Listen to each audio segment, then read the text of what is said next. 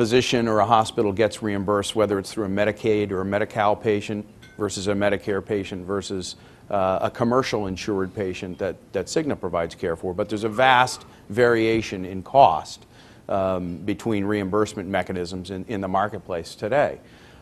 If you look just in the commercial segment, or in the insurance that you provide for your employees, notwithstanding Medicare or Medi-Cal, there's still tremendous variation between what the cost for services are today. And historically, HMOs have done a tremendous job, I think, in providing both low cost and high quality care, but the cost has continued to escalate such that in an HMO program today, it's pretty well known babies don't cost $10. Right? That may be your copay, but that's not what it costs to have a baby today, right? And if you can get a baby for $10, let me know where.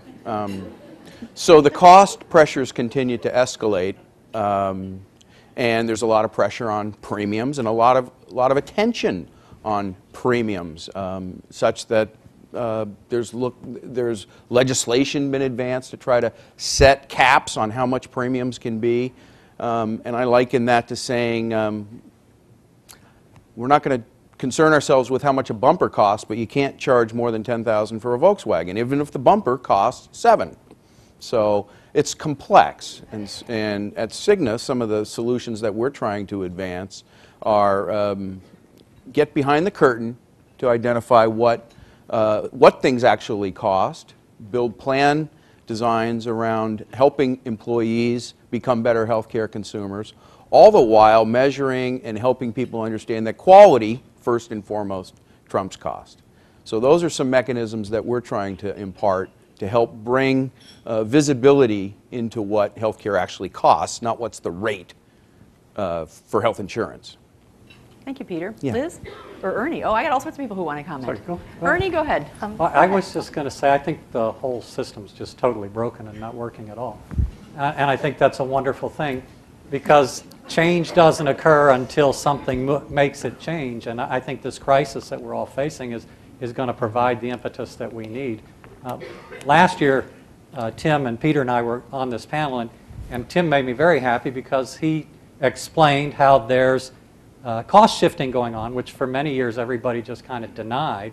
But there's an awful lot of people today who don't have health care or underinsured and are still getting pretty spectacular health care, and everybody else is paying for it. Well, hopefully we can remove that cover over what's really going on, get all the cards out on the table, and then start to address cost. And there's the drivers to cost is that the people that are providing health care want to make a living too and deserve to make a living.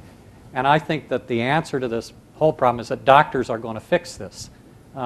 Insurance companies aren't going to fix it, and I don't think hospitals are going to fix it, but a partnership with doctors leading those things with insurance companies and hospitals, I think it is going to change it. I think it's going to get fixed. It's going to be spectacular. It's not going to be easy, but I think you watch the next 5 or 10 years, healthcare is going to be really, really different and really, really better. So Ernie just said that doctors are going to fix it. Liz, what do you think about that? Well, first, I want to make something clear. We use the term cost, but actually what we're talking about is price and cost, right? We make a pizza, we have to buy some salami and some flour and some whatever, and then that's what it costs to make the pizza. We might sell it for twice as much, that's the price. So we have to